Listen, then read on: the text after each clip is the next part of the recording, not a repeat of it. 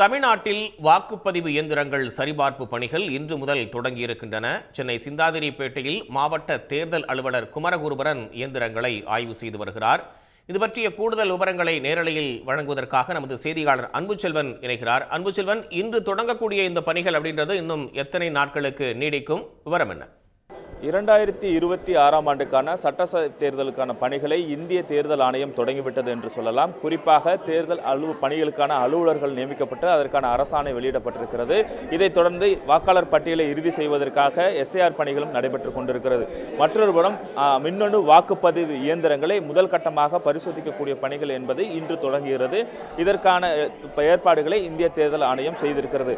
நாம் இருக்கக்கூடியது சென்னை சிந்தாதிரிப்பேட்டையில் இருக்கக்கூடிய இந்திய தேர்தல் ஆணையத்தின் மின்னணு வாக்குப்பதிவு இயந்திரங்கள் வைக்கக்கூடிய கிடங்கு. இந்த கிடங்கில் தான் வாக்களிக்கக்கூடிய அந்த மின்னணு வாக்குப்பதிவு இயந்திரங்கள் அனைத்தும் தேர்தல் முடிந்ததற்கு பின்பாக இங்கு வைத்திருப்பார்கள். பாதுகாப்பு வைக்கப்பட்டு தேர்தல் தொடங்குவதற்கு முன்பாக முதற்கட்ட பரிசோதனை என்பது தொடங்கப்படும். அந்த அடிப்படையில் இந்த மின்னணு வாக்குப்பதிவு இயந்திரங்களுக்கான முதற்கட்ட பரிசோதனை என்பது இன்று தொடங்க இருக்கிறது. இதற்கு முன்பாக இந்திய தேர்தல் ஆணையத்தினுடைய மின்னணு வாக்குப்பதிவு இயந்திரங்கள், அதேபோன்று பேலட் யூனிட், கட்டுப்பாட்டு கருவிகள், கண்ட்ரோல் யூனிட் என்று 27,000 மின்னணு வாக்குப்பதிவு இயந்திரங்கள் என்பது இங்கு வைக்கப்பட்டிருக்கின்றன. இதனைத்தான் சென்னை மாவட்டத்தினுடைய தேர்தல் அலுவலர் குமரகுருபரன் ஆய்வு செய்து கொண்டிருக்கிறார். இந்த பணிகள் இன்று தொடங்கி 24ஆம் தேதி வரைக்கும் நடைபெற இருக்கிறது. நாம் இப்போது பார்த்து கொண்டிருக்கக்கூடிய காட்சிகள் என்பது வரக்கூடிய யாரும் மின்னணு வாக்குப்பதிவு இயந்திரங்கள் இருக்கக்கூடிய பகுதிக்கு செல்வதற்கு முன்பாக மொபைல் போன் அனைத்தையும் கொடுக்க வேண்டும். அதே போன்று வரக்கூடிய அரசியல் கட்சியினர் தங்களுடைய கட்சியினுடைய பெயரை பதிவு செய்து அதற்கான அடையாள அட்டையை பெற்றுக்கொண்டு கையொப்பமிட்டதற்கு பின்பாகத்தான் உள்ளே அனுமதிக்கப்படுவார்கள்.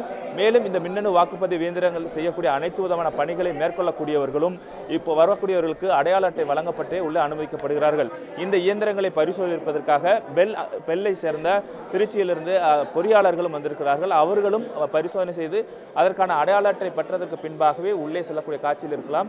உள்ளே வந்து அங்கீகரிக்கப்பட்ட அரசியல் கட்சியினர் மட்டுமே உள்ளே அனுமதிக்கப்படுகிறார்கள். தற்போது தென்னை மாவட்டத்திலே தேர்தல் ஆணையர் குமரகுருபரன் உள்ளே ஆய்வு மேற்கொண்டிருக்கிறார். நாம் இதை கண்காணிப்பு கேமரா மூலமாக பார்க்க முடியும். தற்போது இருக்கக்கூடிய அந்த உள்ளே இருக்கக்கூடிய அனுமதிக்கப்பட்டவர்களை தவிர வேறு யாரும் உள்ளே செல்வதற்கு அனுமதி கிடையாது. இப்போது ஏற்பாடு செய்யப்பட்டிருக்கக்கூடிய காட்சிகளை நம்மளுடைய ஒளிப்பதிவாளர் காட்டிக் கொண்டிருக்கிறார். அங்கு இருக்கக்கூடிய பகுதியில் தான் மின்னணு வாக்குப்பதிவு இயந்திரங்கள் என்பது கொண்டு வந்து வைக்கப்பட்டு முதற்கட்ட சோதனையாக செய்யப்படும். இதனைத் தொடர்ந்து இதை அனைத்தையும் கண்காணிக்கக்கூடிய வகையில் தேர்தல் இருக்கக்கூடிய அரசியல் கட்சியினுடைய பிரதிநிதிகளும் பங்கேற்று மின்னணு வாக்குப்பதிவு இயந்திரங்கள் செய்யக்கூடிய அந்த முதற்கட்ட சோதனையை பார்வையிடுவார்கள். வரக்கூடிய அனைவருக்குமே அடையாள அட்டை வழங்கப்பட்டு அவர்கள் மொபைல் அனைத்தும் வாங்கி வைக்கப்பட்டதற்கு பின்பாகத்தான் உள்ளே அனுமதிக்கப்படுவார்கள். இந்த பணிகள் என்பது வரக்கூடிய 24ஆம் தேதி வரைக்கும் நடத்த திட்டமிடப்பட்டிருக்கிறது. சற்று நேரத்துக்கு முன்பாக திமுக, பாஜக, அதே போன்று விடுதலை சிறுத்தைகள் கட்சியை சேர்ந்த பிரதிநிதிகளும் இந்த முதற்கட்ட பணிகள் பார்வையிடுவதற்காக வந்திருக்கிறார்கள். தொடர்ந்து பலத்த பாதுகாப்பானது போடப்பட்டிருக்கிறது. சென்னை மாவட்டத்திற்கு உட்பட்ட மின்னணு வாக்குப்பதிவு இயந்திரங்கள் 27,000 மின்னணு வாக்குப்பதிவு இயந்திரம் இங்குதான் வைக்கப்பட்டிருக்கின்றன. முதற்கட்ட பரிசோதனை என்பது தற்போது தொடங்கியிருக்கிறது என்று சொல்லலாம். சென்னை மாவட்டத்தினுடைய தேர்தல் அலுவலர் குமரகுருபரன் தற்போது பார்வையிட்டுக் கொண்டிருக்கிறார். அரசியல் கட்சி பிரதிநிதிகளும் பங்கேற்றிருக்கிறார்கள். கூடுதல் தகவல்களுக்காக மீண்டும் இணையலாம் அன்புச்செல்வன். தற்போதைய தகவல்களுக்கு நன்றி. உடனுக்குடன் செய்திகளை தெரிந்து கொள்ள சன் நியூஸ் பெல் ஐகானை கிளிக் பண்ணுங்க.